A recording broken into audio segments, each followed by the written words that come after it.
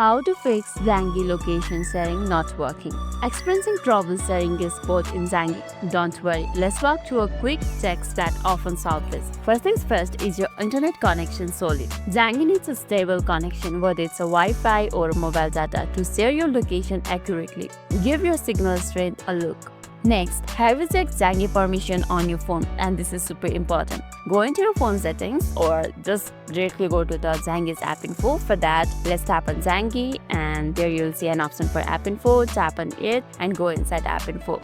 And under the app info, go to the permission. Simply tap on it. And here you will see allowed and not allowed features. Tap allowed camera, contact, microphone and notification over here. So the location right now is not allowed. Simply tap on location and there you will be given three options. The first one is allow only when while using the app, and second one is ask every time, and third one is don't allow. To share the location, it's compulsory for you to share the location. So you can just choose the first two options. I do prefer the first one, allow only while using the app. So this makes app a little bit safer and also decreases using Zangi in the background. So I'll be tapping on this one. And after doing it, simply turn on this option called use precise location. That will give a precise location to the people who are searching you on the location.